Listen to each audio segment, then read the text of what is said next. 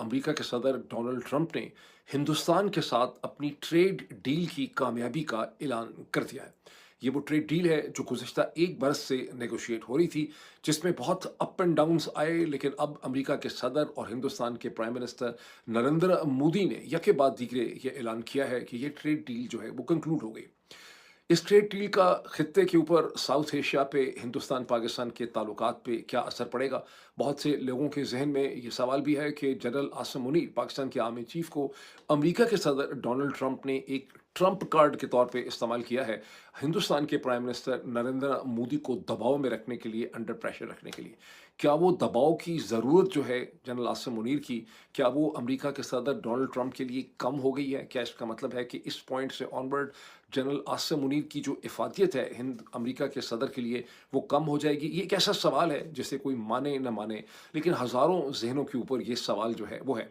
Donald Trump और नरेंद्र मोदी में जो एम्ब्रेस हुआ है बहुत ज़्यादा, जिसको डोनाल्ड, उसकी क्या हकीकत है, उसकी स्ट्रेटेजिक इम्प्लीकेशंस क्या हैं? पहले ज़हन रखें कि पिक्चर बिल्कुल भी क्लियर नहीं है। दोनों साइड्स ने, अमेरिका ने और हिंदुस्तान ने, बहुत ही कम डिटेल्स हमारे साथ और मीडिया के साथ शेयर की हैं, और इसकी स्ट्रेटेजिक इम्प्लीकेशंस को इस स्टेज के ऊपर आसानी समझना कोई बहुत ज़्यादा आसान नहीं। डोनाल्ड ट्रंप ने मंडे के दिन ट्रूथ सोशल पे और उसके बाद ट्वीट्स के ज़रिए उन्होंने ये दावा किया कि उनकी हिंदुस्तान के साथ एक ट्रेड डील कंक्लूड हो गई है, और इसी के बाद मोदी ने भी ट्विटर पे उसे वेलकम किया, लेकिन मोदी ने भी को बहुत ज़्यादा details Narendra Modi prime minister ने नहीं दी। ट्रंप ने ये कहा कि मेरा बहुत अच्छा दोस्त है नरेंद्र मोदी, दुनिया का बहुत इंपॉर्टेंट लीडर है, डील हमारी हो गई है।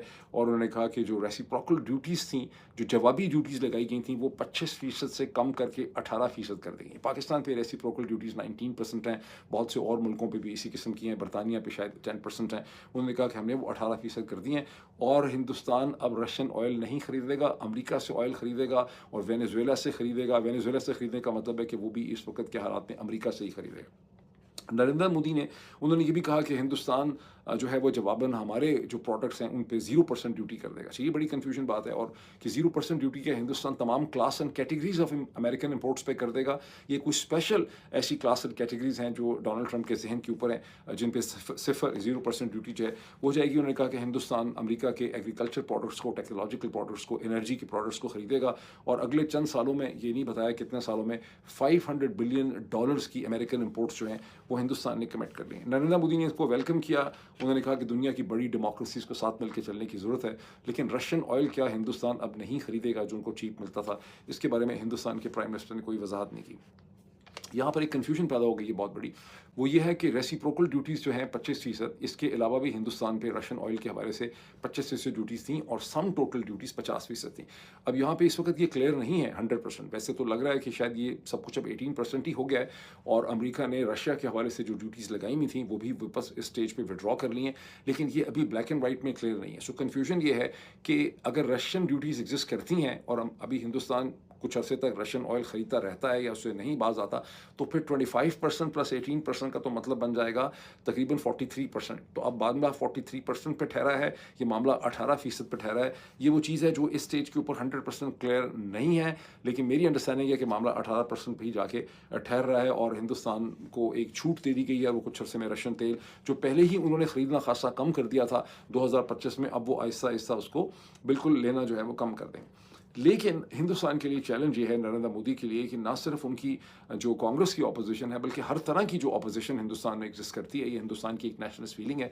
वहाँ पर नरेंद्र मोदी के इस फैसले को एक टोटल सरेंडर और शिकस्त के तौर पर ताबीर किया जा रहा है, और वो समझते हैं कि इससे पहले हिंदुस्तान के किसी प्राइम मिनिस्टर ने, खास करके नरेंद्र मोदी ने, तो अपने आप को एक बहुत ही मजबूत सॉवरन प्राइम मिनिस्टर के तौर पर प्रेजेंट किया था। तो ये डील जिसमें कि हिंदुस्तान अपनी ऑप्शंस को कट करता है, रशिया से तेल नहीं खरीद सकता है, हिंदुस्तान 0% ड्यूटी लेगा, अमेरिका 18% रेसिप्रोकल ड्यूटीज़ लेगा, ये सब चीज़ें वहाँ पर लोगों को हजम नहीं हो रही हैं। और अगर आप नरेंद्र मोदी का ट्वीट देखें तो उसके नीचे आपको सैकड़ों ट्वीट्स मिलेंगे, और उनमें किसी ने गालियाँ नहीं निकाली हैं, लोगों ने यही सवाल उठाए हैं कि ये किस किस्म की डील जो है वो हमारे प्राइम मिनिस्टर ने अमेरिका के साथ कर लिया, और हमें तो बिल्कुल अमेरिका का सदर इसमें जीत गया और हम इसमें हार गए। अब जो असम्पशन थी कि पाकिस्तान में, दुनिया भर में ये असम्पशन है कि डोनाल्ड ट्रंप ने इस्तेमाल किया पाकिस्तान के army chief general Asim Munir को, हिंदुस्तान के प्राइम मिनिस्टर नरेंद्र मोदी को दबाव में लाने के लिए, तो क्या इस प्रेशर कार्ड की ज़रूरत जो है वो अब उन्हें ख़त्म हो गई है?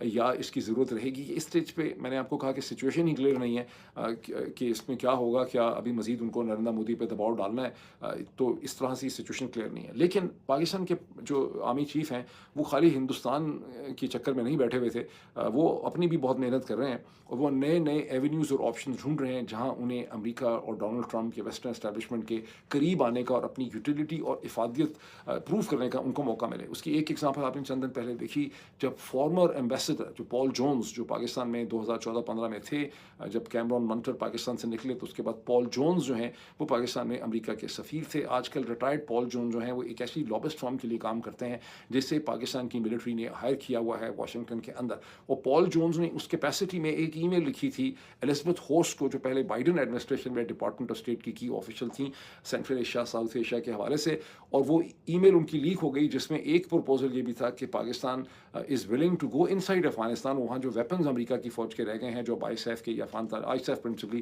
کے پاس ہیں، انہیں پاکستان ریٹریو کرنے کو تیار ہے. اس کا مطلب یہ ہے کہ پاکستان نے یہ آفر کیا ہے کہ اگر آپ ہمارے لیے فائنینشیل بجٹ بنا دیں اور ہمارے پیچھے ہاتھ رکھیں تو ہم افغانستان کے ساتھ جنگ کرنے کے لیے بھی تیار ہے، کیونکہ اس کا مطلب صرف جو ہے وہ جنگ کرنا ہے. اب دوسرا اس وقت اس ایشو جو شیپ اپ ہو رہا ہے وہ ایران کا ہے، جہاں پر آصف منیر کے لیے اپرچونٹیز بن سکتی ہیں. اپرچونٹیز کا مطلب یہ نہیں ہے کہ پاکستان کوئی امریکہ کے ساتھ مل کے ایران پہ حملہ کر دے گا. یہ ہے کہ اگر ایران کے ساتھ جنگ ہوتی ہے یا حملے ہوتے ہیں اور ایران جوابی کارروائی کرتا ہے تو اس پورے کانفلکٹ میں پاکستان کیا ایران کے ساتھ کھڑا ہوگا، کیا نیوٹرل ہوگا، کیا امریکہ کے ساتھ کھڑا ہوگا، کیا کرے گا پاکستان کا کیا ریسپانس ہوگا. اور اس حوالے سے جو لیٹسٹ چیز ہے وہ یہ ہے کہ جمعرات کے دن ایک بار پھر اس میں نیگوسیشن اور ڈپلومیسی ہو رہی ہے جس کو بیسکلی طور پہ ترکی، قطر اور سعودی عرب پش کر رہے ہیں، اور کسی حد تک متحدہ عرب امارات بھی کہا جا رہا ہے کہ اس کا حصہ ہے. لیکن پرنسپل اس نیگوسیشن کو سعودی عرب، ترکی اور اس میں ایجپٹ بھی ہے اور قطر اس کو پش کر رہے ہیں. اور اس کے نتیجے میں تھرسڈے کے دن اسٹیو وٹکوف جو مڈل ایسٹ کے انوائے ہیں ڈونلڈ ٹرمپ کے، ان کے اور ایران کے جو فارن منسٹر ہیں عباس اراغچی، ان کے درمیان ایک اور راؤنڈ شروع ہوگا جس میں ایران تقریباً یہ آفر کر رہا ہے کہ ہم پوری گارنٹی دینے کو تیار ہیں کہ ہم نیوکلیئر ویپن کوئی کریٹ نہیں کریں گے. ہم اس بات کو ایگری کرتے ہیں. ہم اپنا جو انرچ یورینیم ہے 400 کلو گرام کا وہ بھی ہم امریکہ کے حوالے کرنے کو تیار ہیں. ہم یہ گارنٹی دیتے ہیں کہ زیرو انرچمنٹ ہوگی.